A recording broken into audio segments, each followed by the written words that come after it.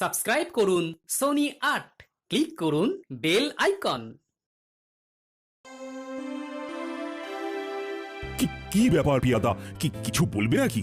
আগে হ্যাঁ মহারাজ, আমাদের প্রাসাদের সিংহদুয়ারের বাইরে গ্রামের কিছু লোক এসে হাঁপানি রোগে আক্রান্ত এক বৃদ্ধকে ফেলে দিয়ে গেছে। সে কি, এ তো ভারী অন্যায়। এই বৈদ্য, চলো চলো একবার গিয়ে তাকে দেখে আসি। সেরকম বুঝলে আমাদের তাকে রাজবাড়ির সেবালয়ে রাখতে হবে। হ্যাঁ, সে তো হবেই।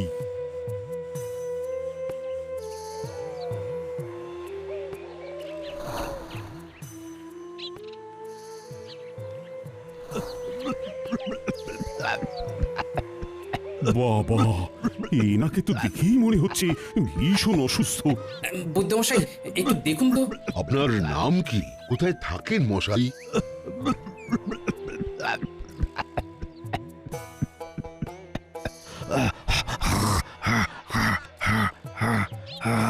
উনি তো শুধুই কাশছেন। মহারাজ আপাতত এনাকে রাজপ্রাসাদের সেবালয়ে রাখার ব্যবস্থা করুন। এনার দ্রুত চিকিৎসার দরকার। মহারাজ, কি দরকার এসব ঝামেলা মাথায় নেওয়ার? এই মন্ত্রী, তুমি এসব কি বলছো শুনি? শোনো, তুমি এরকম অমানবিক হতে পারো, কিন্তু আমি নই। আপনাকে তো আর সেবা করতে হচ্ছে না, তাই আপনি নিজের মুখটা বন্ধ রাখুন। এই যে পেয়াদারা, তোমরা এনাকে নিয়ে যাও। ওই তো, তুমি তাড়াতাড়ি চিকিৎসার বন্দোবস্ত করতো।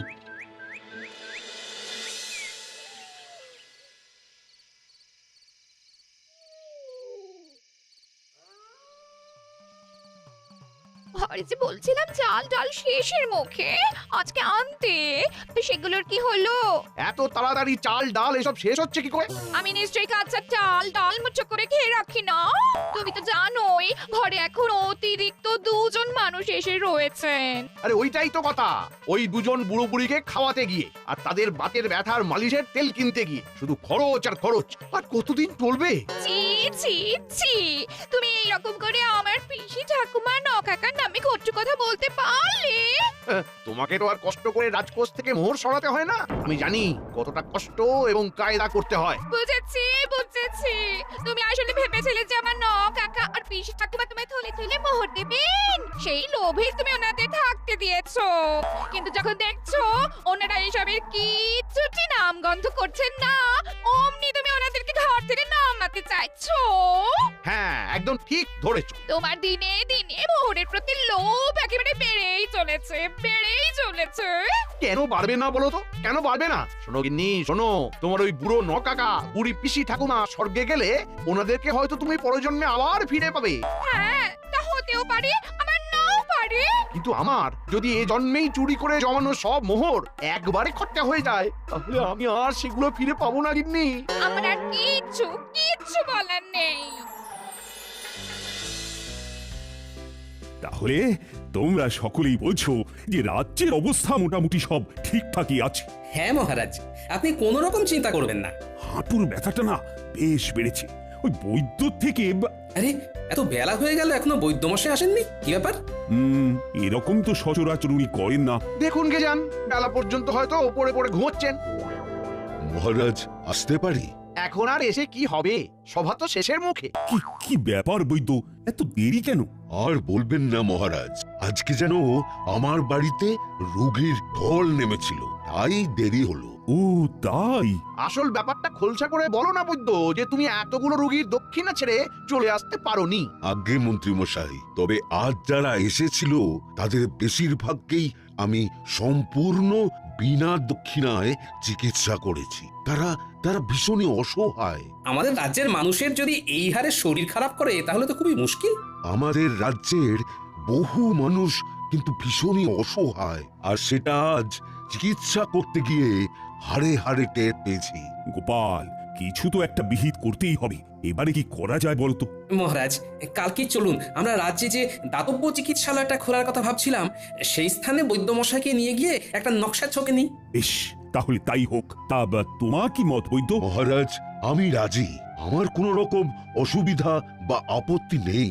অসহায় ও অসুস্থ মানুষদের পাশে দাঁড়ানোর জন্য এর থেকে ভালো পদক্ষেপ আর কিছুই হতে পারে না মহারাজ। বেশ, তাহলে আজকের মতো এখানেই সভার কাজ শেষ করছি। কালকে সবাই কিন্তু ঠিক সময় হাজির হয়ে যেও। মহারাজ শুধু আমায় ছাড়া আর অন্য সব ব্যাপারে দরদি হয়ে ওঠেন।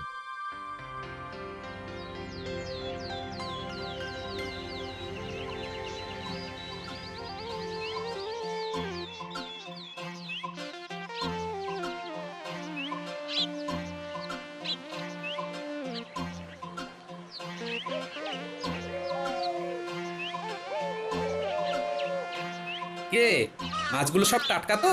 আরে হ্যাঁ গো গোপাল দাদা, এই তো তুমি আসার আগেই মন্ত্রী মশাই এই মাছই নিয়ে গেল। কি মন্ত্রী মশাই এসেছিল? আচ্ছা 1 কেজি মতো মাছ দে দেখি। অনেক বাজার হয়ে গেল, উফ, পুরো ফতুর হয়ে গেলাম। ঘটা চল শিগগির মন্ত্রীকে পাকড়াও করি। দেখ আমাদের পাওনা মোহর দেওয়ার বেলায় শুধু শুধু ওই নেই নেই করে। এদিকে দেখো বাজারের ঘটা থলে থেকে বেরিয়ে আসছে কচি সজনের ডাঁটা। ও মন্ত্রী মশাই, এই কে রে? এই তো আমরা এখন এখানে কি করতে এসেছিস তোরা? আমাদের পাওনা মোহরগুলো নিতে এসেছি। ওরে বাবা, আমি কি এখানেও মোহর নিয়ে এসেছি নাকি? তাছাড়া আমার এখন একটু টানাটানি চলছে, তোরা পরে তোদের পাওনা বুঝে নিস। এত কাঁড়ি কাঁড়ি বাজার করার বেলায় তো আপনার টানাটানি হয় না। যত টানাটানি আমাদের মোহরের বেলায়, তাই না? শোন শোন শোন, বলছি কি, এই এত কাঁড়ি কাঁড়ি বাজার করতে গিয়েই তো আমি ফতুর হয়ে যাচ্ছি। গিন্নির বাপের বাড়ির লোক এসেছে, সব মোহর চলে যাচ্ছে। তা ওনাদের কোথাও ওই কায়দা করে পাঠিয়ে দিন না। তারই পরিকল্পনা করছি, দেখি কি হয়। যাকে যাক, বলছি তোরা বিকেলে একবার আয়, হ্যাঁ আমার সাথে দেখা কর, দেখি যদি ওই সুযোগটা কাজে লাগিয়ে আমার ভান্ডার আর তোদের মন ভরানো যায়। বাহ বাহ বাহ। হলো তোর মাছ কাটা? হ্যাঁ এনাও দাদা, এনাও তোমার মাছ। হ্যাঁ দে। আর এই নে 3 মোহর।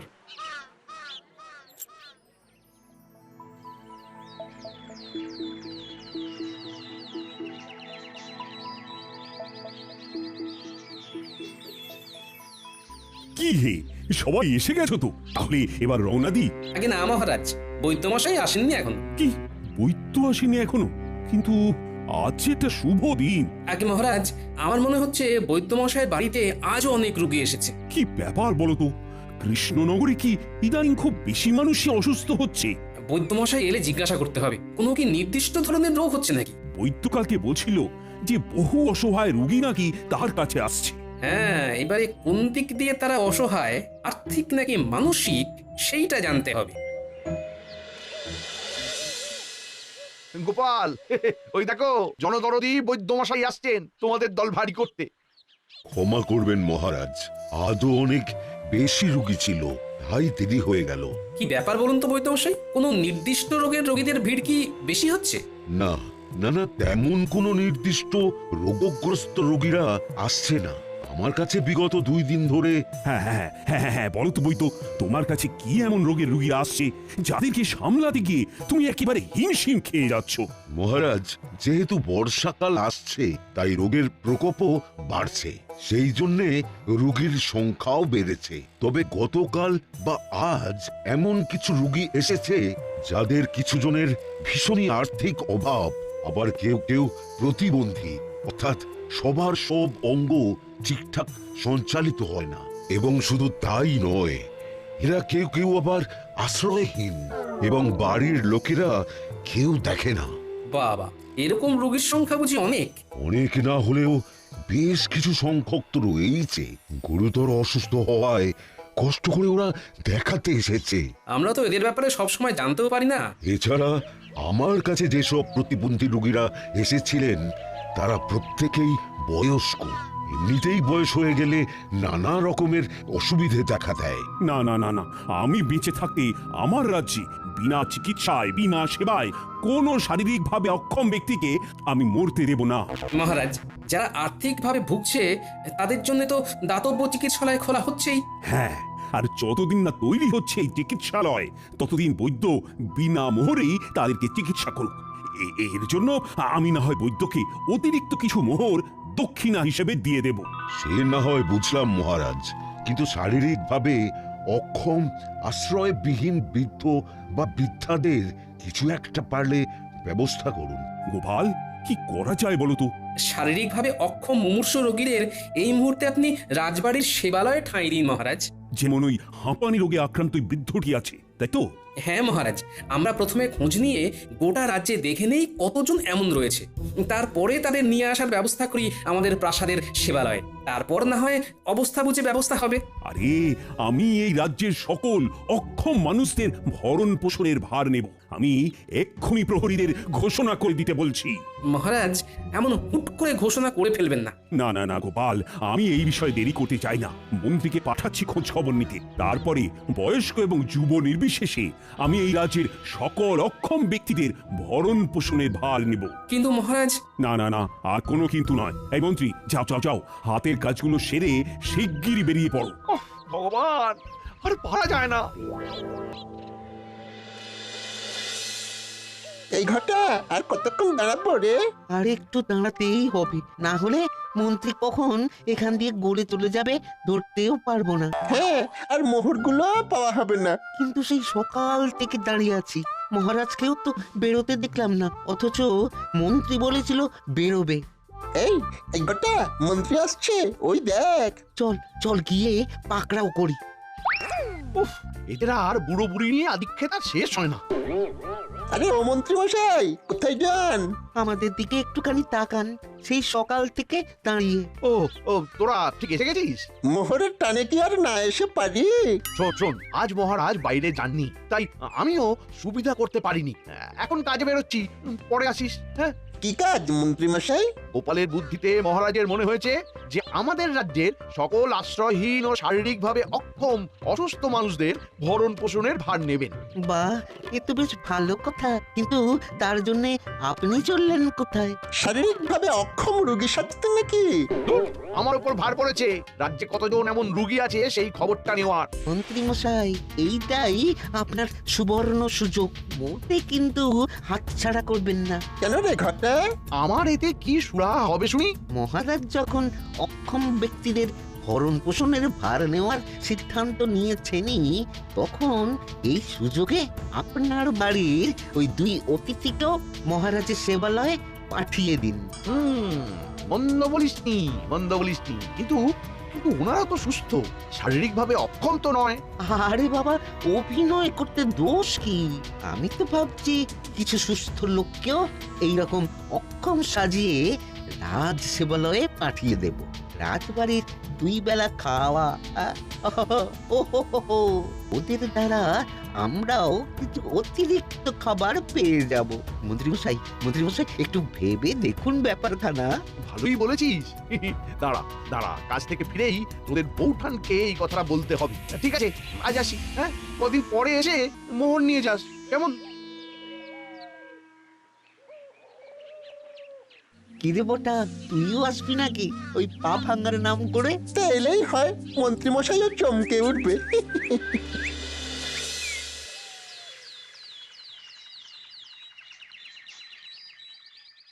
এই মন্ত্রী, তুমি ঠিকঠাক করে খোঁজ নিয়েছো তো? মহারাজ, আপনি একদম নিশ্চিন্তে থাকুন, আমি সকল অক্ষম ব্যক্তিদের ব্যাপারে খোঁজ নিয়েছি। এছাড়াও প্রহরীরাও খবরটা গোটা রাজ্যে ঘোষণা করে দিয়েছে। বেশ গোপাল, সেবালয়ে সব ব্যবস্থা প্রস্তুত তো?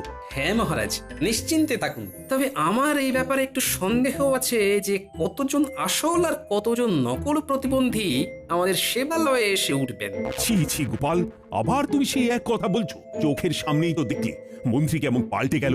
অপরাধ নেবেন না মহারাজ, যা মনে হয়েছে তা বললাম। মহারাজ, শিগগির সেবালয়ে চলুন, রুগী তথা অতিথিরা এসে পড়বেন একটু বারেই।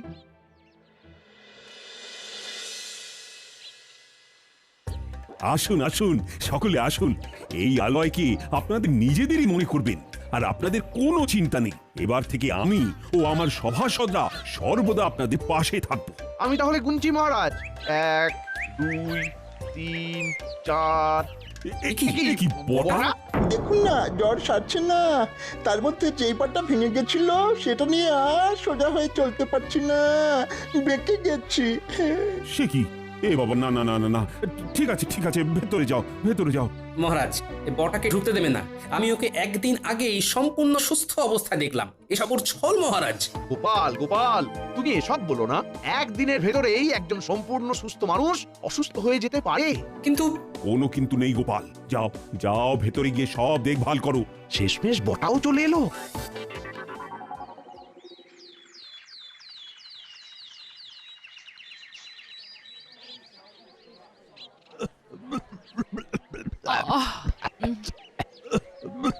কি হাঁচি কাশির আওয়াজ আসছে সেবালয় থেকে। আমারও সারা রাত ঠিক মতো ঘুম হয়নি। রোগীরা যেন মনে হচ্ছে মোচ্ছব লাগিয়েছে, দিব্যি গল্প করছে, কারণ বেশ কোলাহলের আওয়াজ পাচ্ছি। আমিও পাচ্ছি। এনারা আদৌ রোগী তো না? মানে যেভাবে গল্প করছেন, কারোর শরীর অসুস্থ হলে গল্প করবার জন্য এত উৎসাহ কি থাকে? আসলে সারাদিন শুয়ে বসে আর কত থাকবি, তাই হয়তো গল্প জুড়েছে। তাই বলে সারা রাত জুড়ে ভোর অবধি এভাবে আমি না ঘুমিয়ে আর থাকতে পারবো না। আপনি কিছু একটা ব্যবস্থা করুন মহারাজ। হা কপাল, করতে চাই এক আর হয়ে যায় আর এক।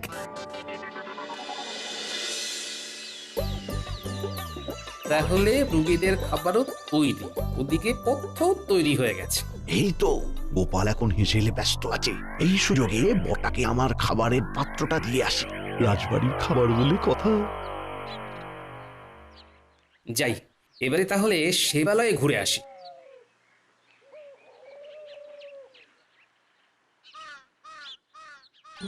আরে ওটা মন্ত্রী না? হাতে খাবারের পাত্র নিয়ে সেবালয়ে ঢুকছে কেন? তবে কি কোনো ফন্দি আছে? যাই, আড়ি পাতি। কিরে বটা, খুব আরাম তো? হ্যাঁ, সে আর বলতে, আপনার ওই দুজন কুটুম্ব তো বেশ আরামে আছে। আচ্ছা শোন, তুই নিজেও ভালো করে অভিনয়টা করবি আর বাকিদেরকেও করাবি, যাতে কেউ ধরা না পড়ে। এছাড়া এই এই এই খাবারের পাত্রটা রেখে গেলাম। কেন? বুঝতেই তো পারছিস, খাবারে খাবারে ভরে দিতে হবে। এখন আসি, বুঝলি? যা ভেবেছিলাম ঠিক তাই। সবই মন্ত্রী আর বটার বদমাশি। আমায় মহারাজকে চোখে আঙুল দিয়ে ওই বদমাশিটাকে তুলে ধরতে হবে।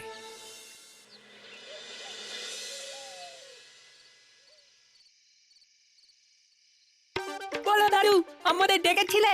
কোনো দরকার ছিল কি? দরকার মানে ভীষণ দরকার। রাজবাড়ির সেবালয়ে জানালার নিচে ধুনো জেলে ধোঁয়া উঠাতে হবে, এমন ভাবে যাতে দেখে মনে হয় আগুন জ্বলছে। আর তা আজ ভোর রাত্রে করতে হবে। ধোঁয়া দেওয়ার কাজে তোদেরকে সাহায্য করবে ওই পুঁটির বাবা। কিন্তু দাদু এমন কাজ করবে কেন? মহারাজকে নিজের চোখে মন্ত্রী মশাইয়ের ষড়যন্ত্রটা দেখাবো বলে। রাজসেবালয়ে কিছু শারীরিকভাবে অক্ষম প্রতিবন্ধী ছাড়াও এমন কিছু মানুষ এসেছে যারা সম্পূর্ণ অভিনয় করছে। আচ্ছা, তাহলে বুঝি ওরা একদম সুস্থ? হ্যাঁ, রাজবাড়ির আরাম আর খাওয়া দাওয়া কে না চায় বল? এই ভাবনাটা আমার আগে থেকেই ছিল, বুঝলি? মহারাজকে বলেও ছিলাম, উনি বিশ্বাস করেননি। কিন্তু আজ নিজের কানে মন্ত্রী আর বটার কথা আমি শুনেছি, তাই আর ছাড়বো না। সব বদমাশি একবারে ফাঁস করবো। চিন্তা করো না দাদু, আমরা আছি তোমার সাথে। তুমি হাত দিলেই চলে আসবো। দাদু, আর একটু পরেই ভোর হবে, আর তখনই ধুনোটা জ্বালতে হবে। একদম একদম। আরে ওরা কারা? মন্ত্রী আর ঘটা না? হ্যাঁ, তাই তো। সাথে বড় বড় দুখানা ঝোলা হেসেলের দিকে যাচ্ছে। নিশ্চয়ই আনাজপাতি চুরি করবে। ও মন্ত্রী মশাই, বলছি এই আলু আর পেঁয়াজ ছাড়াও আরো যেসব আনাজপাতি আছে সেগুলো কি ওই বস্তায় ঢোকাবো? হ্যাঁ হ্যাঁ, সব ঢোকা, সব ঢোকা, যতদিন না বাজার করতে হয়।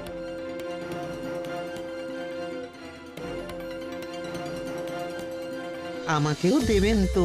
সব পাবি, এখন হাত চালা দেখি। পুটির বাবা, ধুনোটা জ্বালাও দেখি। হ্যাঁ, তাহলে ধরাচ্ছি। আগুন আগুন, জোরে জোরে চিৎকার শুরু করো।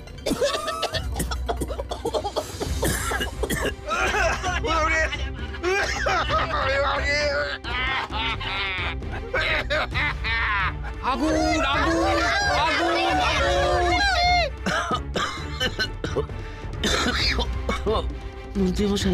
মন্ত্রী মশাই মনে হচ্ছে আগুন লেগেছে। হ্যাঁ হ্যাঁ, এত ধোঁয়া, উড়ে বাবা, এই পালাই পালাই। আরে বাবারে, কি ধোঁয়া! সেবালয়ে যেতে হবে, ওখানে ওখানে সব অসুস্থ মানুষ, সবাইকে রক্ষা করতে হবে। আগুন আগুন! পালাও পালাও! উফ! আমাকে আমাকে কেউ তোলো! আমাকেও কেউ তুলে দাও। আসুন মহারাজ, উঠুন। ওদিকে আপনি যাদের অক্ষম রোগী ভেবেছিলেন, মন্ত্রী মশাই তাদের জন্য আনা কাঁচা আনাজপাতি ঘটাকে নিয়ে চুরি করতে এসেছিলেন। রুগী ভেবেছিলাম মানে? আরে ওরা তো সব রুগী। ওরা সবাই আসল রোগী নয় মহারাজ, আর এটা আগুনের ধোঁয়াও নয়, ধুনোর ধোঁয়া। এবং আমি আপনাকে প্রমাণ দেওয়ার জন্য এই চাতুরিটা করেছি। আগুন আগুন আগুন পালাও পালাও পালাও আগুন আগুন পালাও পালাও পালাও আমাকে চুরি করো কি করে পালাবো আমাকে চুরি করো আমরা কি করে পালাবো ও ও ভাই, কি কি কি কি এটা কি দেখছি? যা হাঁটতে পারতো না তারা তো দিব্যি ছুটছে। ওই তো বটা। হ্যাঁ মহারাজ, এরা সব মন্ত্রী আর বটা ঘটার প্ররোচনায় রাজ সেবা পাবে বলে অভিনয় করছিল। আমি আপনাকে সেই জন্যই পই পই করে বারণ করেছিলাম এরকম ঘোষণা দুম করে না করতে। যা বোঝার আমি বুঝে নিয়েছি। যারা সত্যি অসুস্থ ওই তো তারা ভেতরে আছে। এবারে মন্ত্রীকেও ভিতরে শুয়ে দিন। চলো মন্ত্রী, এবার তোমার পা ভাঙবো। আমায় ছেড়ে দিন মহারাজ ওরে বাবা ওরে বাবারি কি মজায় ব্যথা আমায় ছেড়ে দিন আরো কোথায় কোথায় ব্যথা হয় দেখুন মন্ত্রী মশাই। দাঁড়াও, মন্ত্রীর হাত পা ভেঙে বিছানায় শুইয়ে তোমায় সেবা করব। আমায় ছেড়ে দিন মহারাজ আর হবে না আমার সব পরিকল্পনা জলে চলে গেল সব জলে চলে গেল